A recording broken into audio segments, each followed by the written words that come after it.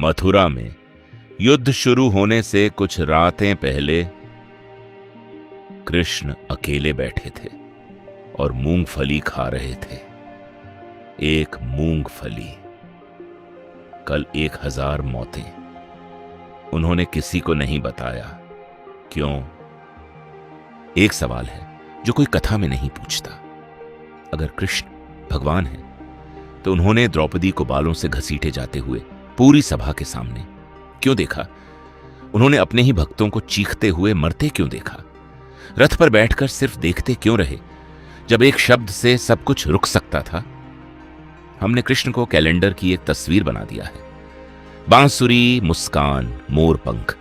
लेकिन महाभारत के असली कृष्ण उससे कहीं ज्यादा अजीब हैं, भारी हैं, शांत हैं। वो रात में अकेले बैठकर कल होने वाली मौतें मूंगफली में गिनते हैं। एक मरते हुए इंसान से विवाह करने के लिए स्त्री रूप लेते हैं, फिर विधवा की तरह विलाप करते हैं।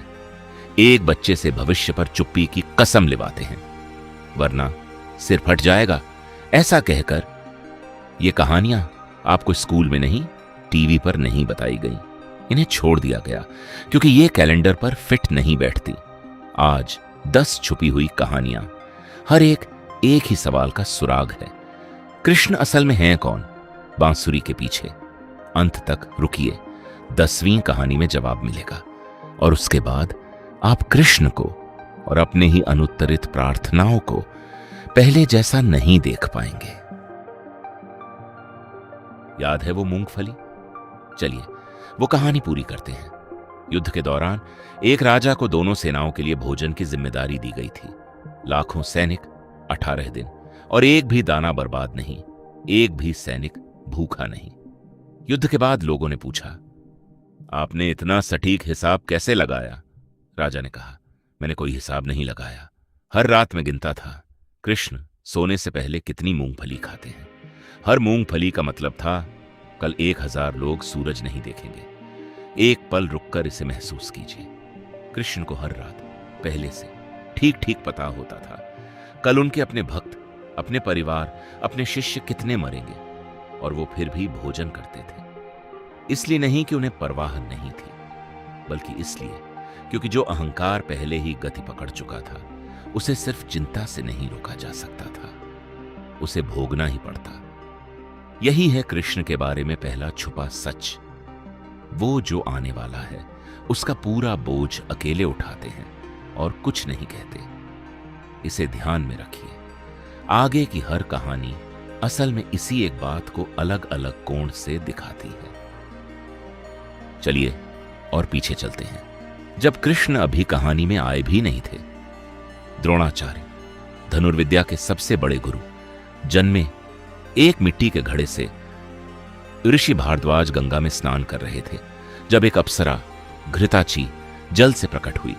उसकी सुंदरता देखकर भारद्वाज का संयम टूट गया।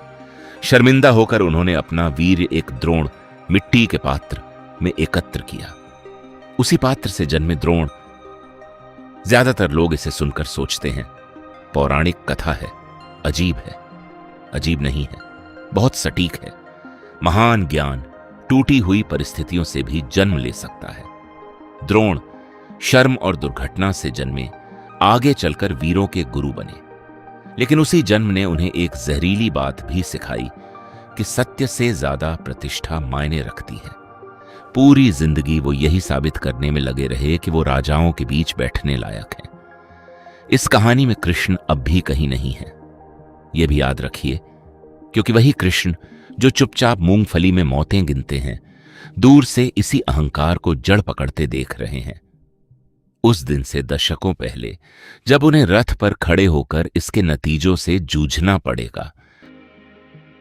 अब बात उसकी जिसका जिक्र कोई नहीं करता, सहदेव। 5 पांडवों में सबसे छोटे, जो भूत, वर्तमान, भविष्य सब जानते थे। उन्हें पता था द्रौपदी दांव पर लगेगी, उन्हें पता था युद्ध होगा, उन्हें पता था उनका अपना बेटा मरेगा, और वो एक शब्द नहीं बोल सकते थे। राजा पांडु ने मरने से पहले छोटे सहदेव से कहा था, जब मैं न रहूं मेरा मस्तिष्क खा लेना, तुम्हें मेरा सारा ज्ञान मिल जाएगा। चिता जलते समय सहदेव को याद आया। वो आग तक दौड़े, एक टुकड़ा उठाया और खा लिया। पहला कौर भूत का ज्ञान, दूसरा वर्तमान का, तीसरा भविष्य का। मथुरा से यह देख रहे कृष्ण को तुरंत समझ आ गया यह कितना खतरनाक है। वो सहदेव के पास आए और कसम दिलाए, जब तक कोई सीधे न पूछे कभी भविष्य मत बताना, तोड़ा तो सिर फट जाएगा। अब जरा गौर कीजिए, अभी क्या हुआ। ये वही कृष्ण है जो पहली कहानी में आने वाली मौतों का बोझ चुपचाप उठाते हैं। इस बार वही बोझ वो किसी और को सौंप रहे हैं। सहदेव को वो अपना ही एक और रूप बना देते हैं, कोई जो सब जानता है और जीवित रहने के लिए चुप रहना ही जिसकी नियति है। बिना सही समय के कहा गया सत्य हिंसा जैसा ही होता है। कृष्ण खुद चुप्पी उठाना पसंद करेंगे, बजाय इसके कि यह किसी अनजान को तोड़ दे। सहदेव ने अपने पूरे परिवार को एक के बाद एक तबाही की ओर जाते देखा, जानते हुए भी क्या होने वाला है, कुछ न कर पाने की मजबूरी के साथ। यह कोई श्राप नहीं है जो कृष्ण ने गढ़ा, यह वही श्राप है जो कृष्ण पहले से जी रहे हैं, कुछ पल के लिए किसी और के साथ बांटा गया। यह कहानी कृष्ण को देखने का आपका नजरिया पूरी तरह बदल देगी। बर्बरीक, भीम के पौत्र, घटोत्कच के पुत्र, वो योद्धा जो पूरा महाभारत युद्ध 1 मिनट में खत्म कर सकता था। 1 दिन में नहीं, 1 घंटे में नहीं, 1 मिनट में। युद्ध से पहले कृष्ण ने हर महान योद्धा से पूछा, अकेले युद्ध जीतने में कितना समय लगेगा। भीष्म ने कहा 20 दिन, द्रोण ने कहा 25, कर्ण ने कहा 24, अर्जुन ने कहा 28। बर्बरीक मुस्कुराए। 1 मिनट। सब हंस पड़े जब तक उन्होंने अपने 3 तीर नहीं दिखाए। पहला तीर जो नष्ट करना है उस पर निशान लगाता है, दूसरा जो बचाना है, तीसरा बिना निशान वाली हर चीज को नष्ट कर देता है। उन्होंने अपनी मां को वचन दिया था वो हमेशा कमजोर पक्ष के लिए लड़ेंगे। कृष्ण को तुरंत समस्या समझ आ गई। बर्बरीक जिस पक्ष में जाएंगे वो पक्ष मजबूत हो जाएगा, इसलिए वो फिर बदल लेंगे बार बार, जब तक दोनों सेनाएं खत्म न हो जाएं, खुद बर्बरीक समेत। तो कृष्ण ब्राह्मण का रूप लेकर उनकी परीक्षा लेने आए। इस पेड़ के हर पत्ते को अपने तीर से बांध दो। बर्बरीक ने आंखें बंद की, एक तीर छोड़ा। कृष्ण ने चुपचाप एक पत्ता अपने पैर के नीचे छुपा लिया। तीर ने जंगल के हर पत्ते को बांध दिया और फिर कृष्ण के पैर के चारों ओर घूमने लगा। बर्बरीक ने आंखें खोली। आपके पैर के नीचे एक पत्ता है महाराज, हटा लीजिए वरना तीर आर पार निकल जाएगा। कृष्ण को तब समझ आया यह बालक सब कुछ खत्म कर सकता है, यहां तक कि युद्ध का पूरा उद्देश्य भी। तो उन्होंने दान में बर्बरीक का सिर मांग लिया। बर्बरीक ने पहचान लिया कि सामने कौन है, मुस्कुराए और खुद अपना सिर काट दिया। उनकी बस एक इच्छा थी, मुझे युद्ध देखने दीजिए। कृष्ण ने उनका सिर एक पहाड़ी पर रख दिया जहां से पूरा युद्ध क्षेत्र दिखता था। युद्ध के बाद पांडवों में बहस हुई। असली जीत किसकी वजह से हुई, किसका कौशल, किसकी रणनीति? कृष्ण ने कहा बर्बरीक से पूछो, उनके सिर ने सब देखा है। सिर ने जवाब दिया, मैंने बस कृष्ण को देखा। हर जगह, हर योद्धा में, हर घाव में, हर मृत्यु में सब कृष्ण ही थे। बिना विवेक की शक्ति बुराई से भी ज्यादा खतरनाक होती है। कृष्ण शक्ति को रोकते नहीं, वो उसे उस दिशा से मोड़ते हैं जो सबको मिटा देती, उसे चलाने वाले समेत। यह कहानी बहुत कम सुनाई जाती है और शायद इस पूरी वीडियो की सबसे गहरी कहानी है। इरावान, अर्जुन के पुत्र, को युद्ध से पहले बलि के लिए चुना गया ताकि पांडवों की जीत सुनिश्चित हो सके। उन्होंने हामी भरी, लेकिन एक इच्छा रखी, मरने से पहले विवाह करना चाहता हूं, कुंवारा नहीं मरना चाहता। कोई स्त्री ऐसे पुरुष से विवाह नहीं करना चाहती थी जो अगली सुबह मरना तय था। कोई तुरंत विधवा नहीं बनना चाहती थी। तो कृष्ण ने वो किया जो किसी कैलेंडर की तस्वीर में नहीं दिखता। उन्होंने मोहिनी का रूप लिया, विष्णु का इकलौता स्त्री रूप, और खुद इरावान से विवाह किया। पति पत्नी की तरह एक रात साथ बिताई। अगली सुबह इरावान की बलि दे दी गई और कृष्ण मोहिनी के रूप में उनका शोक मनाने लगे। डिहूम उन्होंने अपनी चूड़ियां तोड़ी, मंगलसूत्र उतार फेंका, सबके सामने विधवा की तरह विलाप किया। आज भी ये हर साल तमिलनाडु के कूवागम में मनाया जाता है। हजारों ट्रांसजेंडर लोग 18 दिनों के लिए इकट्ठा होते हैं, इरावान से विवाह करते हैं, उनका शोक मनाते हैं, क्योंकि वो खुद को मोहिनी में देखते हैं, एक ऐसा दिव्य अस्तित्व जिसने दूर खड़े रहने के बजाय दो पहचानों के बीच खड़ा होना चुना। कृष्ण सिर्फ बलिदान को दूर से देखते नहीं, वो उसमें उतर जाते हैं, उसका शोक खुद मनाते हैं। इसे कहानी एक के साथ रखकर देखिए। जो कृष्ण चुपचाप 1000 मौतें मूंगफली में गिनते हैं, वही कृष्ण एक स्त्री की चूड़ियां पहनकर एक अकेले सैनिक के लिए दुख में उन्हें तोड़ देते हैं। वो अपनी करुणा को नुकसान के आकार से नहीं मापते। हर मौत को पूरा वजन मिलता है। अब तक यह सवाल आपके सीने में अटका होगा। अगर कृष्ण को यह सब पहले से दिख रहा था और साफ महसूस भी हो रहा था, तो उन्होंने इसे रोका क्यों नहीं? क्योंकि महाभारत कभी शरीर बचाने की कहानी नहीं थी।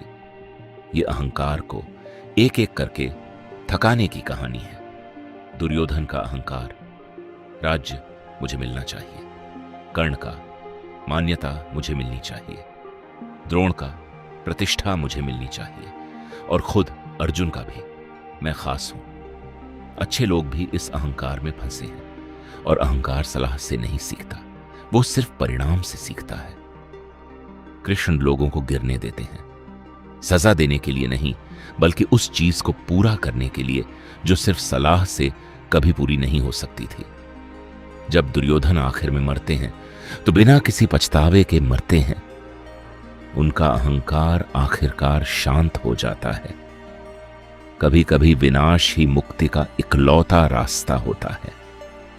कृष्ण बचाव इसलिए नहीं रोकते क्योंकि वो निर्दयी हैं, बल्कि इसलिए क्योंकि बचाव कभी मुद्दा था ही नहीं।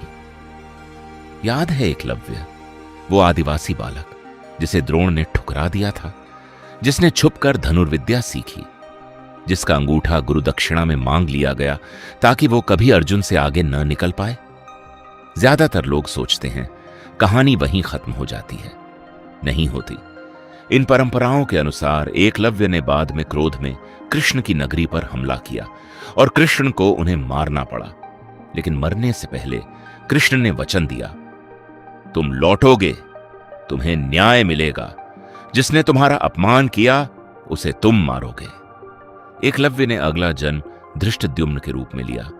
द्रौपदी के जुड़वां भाई अग्नि से जन्मे, एक ही उद्देश्य के साथ, द्रोणाचार्य का वध। युद्ध के 15वें दिन जब द्रोण अपने पुत्र की मृत्यु का समाचार सुनकर बैठ गए, तब धृष्टद्युम्न उनके पास गए और उनका सिर काट दिया। अधूरा न्याय कभी गायब नहीं होता। वो रूप बदलता है, इंतजार करता है और खुद को पूरा कर लेता है। और फिर से ये कृष्ण ही है जो वो वचन देते हैं, जो इस पूरे चक्र को फिर से गति देता है। वो सिर्फ किनारे खड़े होकर कर्म को चलता हुआ नहीं देख रहे। कहानी दर कहानी वही वो धागा पकड़े हुए हैं जो घाव को उसके समाधान से जोड़ता है, कभी कभी 2 जन्मों के पार भी। इस पूरे महाकाव्य के सबसे दुखद नायक कर्ण मर रहे हैं।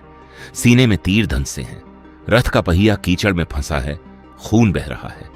और कृष्ण फिर से ब्राह्मण का रूप लेकर पास आते हैं, दान मांगते हैं। मेरे पास अब कुछ नहीं बचा, कर्ण कहते हैं, जो है वही दे दो। कर्ण अपने मुंह से अपना सोने से भरा दांत निकालते हैं, आखिरी चीज जिसकी कोई कीमत बची थी। खून से सना हुआ, इसलिए पहले मिट्टी से धोते हैं, फिर देते हैं। खुद कृष्ण झुक गए। चरित्र तब सामने आता है जब पाने को कुछ नहीं बचता और साबित करने को भी कुछ नहीं। 1 सेकंड रुकिए। एकलव्य का अंगूठा, कर्ण का दांत और अगली कहानी, तीनों में एक ही पैटर्न छुपा है। किसी को कुछ छीना गया और उस खालीपन ने ही उसकी बाकी जिंदगी लिख दी। अगली कहानी में वही खालीपन बदला बनकर लौटता है और इस बार वो एक पूरा राज्य ले डूबता है। दुर्योधन नहीं, शकुनी। जिस पासे के खेल को सब याद रखते हैं, उसे रचने वाला पर लगभग कोई नहीं पूछता क्यों। वर्षों पहले भीष्म ने अंधे धृतराष्ट्र से गांधारी का विवाह करवाने पर जिद की थी। गांधार नरेश ने मना कर दिया, भीष्म ने युद्ध की धमकी दी, राजा ने हार मान ली। और फिर भीष्म ने गांधारी के पूरे परिवार को बंदी बनाकर धीरे धीरे भूखा मार डाला। सिर्फ एक थाली भोजन उनके पास बचा था। वो थाली उन्होंने सबसे छोटे को दे दी, शकुनी को। बच जाओ और हमारा बदला लेना। शकुनी ने अपने पिता की हड्डियों से पासे बनाए। वो पासे सिर्फ उनकी ही सुनते थे। इसी तरह उन्होंने वो खेल जीता जिसने एक पूरे राज्य को तोड़ दिया। घाव को नजरअंदाज कर दो, वो गायब नहीं होता। वो चुपचाप इंतजार करता है और पीढ़ियों बाद किसी और के हाथों विनाश बनकर लौटता है। एक परिवार का अनसुलझा दर्द सबके लिए दुःस्वप्न बन गया। और कृष्ण, जो हर रात गिरती मूंगफली देख सकते थे, इसे भी दूर से देख रहे थे। बहुत पहले, जब यह पासों के खेल तक पहुंचा भी नहीं था। एक छोटी सी बात जो लगभग कोई नहीं देखता। दुर्योधन का जन्म नाम था सुयोधन, अच्छा योद्धा। दुःशासन का सुशासन, अच्छा शासक। तो नाम बदले कब? जब उनके फैसलों ने एक एक करके उनकी अपनी पहचान फिर से लिख दी। कोई खलनायक बनकर पैदा नहीं होता, बनता है। और इसका उल्टा भी उतना ही सच है। और अगली कहानी ठीक इसी धागे को पकड़ती है। आखिरी कहानी, और यही वो कहानी है जो बाकी सब कुछ सीधा कर देती है। अप्सरा उर्वशी ने अर्जुन को श्राप दिया, तुम नपुंसक बन जाओगे। उनके पिता इंद्र ने इसे नरम किया, सिर्फ 1 साल के लिए। अर्जुन अपमानित महसूस करते हैं। उन्हें लगता है जीवन खत्म हो गया। लेकिन वनवास के आखिरी साल में पांडवों को पूरी तरह अज्ञातवास में रहना था, बिना पहचाने। और अर्जुन ने उसी श्राप का इस्तेमाल किया जिसने उन्हें शर्मिंदा किया था। वो बृहन्नला बने, राजा विराट के दरबार में नृत्य गुरु। किसी को शक भी नहीं हुआ, उस श्राप ने उनकी जान बचाई। जो आज आपको अपमानित करता है, हो सकता है कल वही आपकी रक्षा करे। 10 कहानियां, एक सवाल। कृष्ण असल में है कौन? कोई समाधान करने वाला नहीं, एक साक्षी जिसने रुकना चुना। वो विनाश रोकते नहीं, वो आने वाली हर मौत गिनते हैं और फिर भी भोजन करते हैं, क्योंकि किसी को तो बिना डगमगाए ये बोझ उठाना ही है। सहदेव को उसी बोझ का एक टुकड़ा सौंपते हैं। मोहिनी की चूड़ियां पहनकर एक ऐसे सैनिक के लिए दुख में तोड़ देते हैं जिसे कोई और याद भी नहीं रखता। जन्मों के पार वचन देते हैं और हर एक निभाते हैं। विनम्रता के बिना प्रतिभा असफल होती है। भक्ति के बिना शक्ति विनाश करती है। समर्पण के बिना ज्ञान अंधा कर देता है। कृष्ण वो दोस्त नहीं जो आपको दुख से बचाता है, वो दोस्त हैं जो उसी दुख के भीतर आपके साथ बैठते हैं, जब तक आप समझ न ले कि यह होना क्यों जरूरी था। तो 5000 साल बाद भी यह क्यों मायने रखती है? क्योंकि महाभारत कभी न्याय का वादा नहीं करती, वो समझ का वादा करती है। वो यह नहीं कहती आपके साथ अच्छा ही होगा, वो कहती है आपके साथ जो भी होता है वो बिना अर्थ के नहीं होता। हर विश्वासघात का एक उद्देश्य है, हर हानि का एक पाठ है, हर चुप्पी की एक वजह है, भले ही वो सहनी मुश्किल लगे। आपको सजा नहीं मिल रही, आपको तैयार किया जा रहा है। और कृष्ण पहले से वही हैं, अभी आपके रथ में, आपके पास। किसी जज की तरह नहीं, उस दोस्त की तरह जो कभी गया ही नहीं, खासकर तब जब आप उन्हें देख नहीं पा रहे। अगर इस कहानी ने आपको थोड़ा बेचैन किया, अच्छा है, यही तो काम कर रही है। यह कहानी कभी आपको सुकून देने के लिए नहीं थी, यह आपको जगाने के लिए थी। और एक बार जब आप कृष्ण को साफ देख लेते हैं, कैलेंडर की तस्वीर नहीं, बल्कि वो जो हर मूंगफली गिनते हुए भी साथ खड़े रहते हैं, तो जीवन अन्यायपूर्ण लगना बंद हो जाता है और उसमें एक दिशा दिखने लगती है। हर अंत एक ऐसी शुरुआत है जिसे आप अभी नहीं समझते। अगर इस वीडियो ने कृष्ण को देखने का या अपनी ही चुप्पी को समझने का आपका नजरिया बदला है, तो नीचे कमेंट में राधे राधे जरूर लिखिए। यही इस चैनल के परिवार की पहचान है। कमेंट में बताइए इन 10 कहानियों में से किसने आपको सबसे ज्यादा छुआ। चैनल को सब्सक्राइब कीजिए, नोटिफिकेशन ऑन कीजिए क्योंकि अगली बार हम रामायण की सबसे छुपी हुई कहानियों में जाएंगे। भरोसा रखिए, आप तैयार नहीं हैं,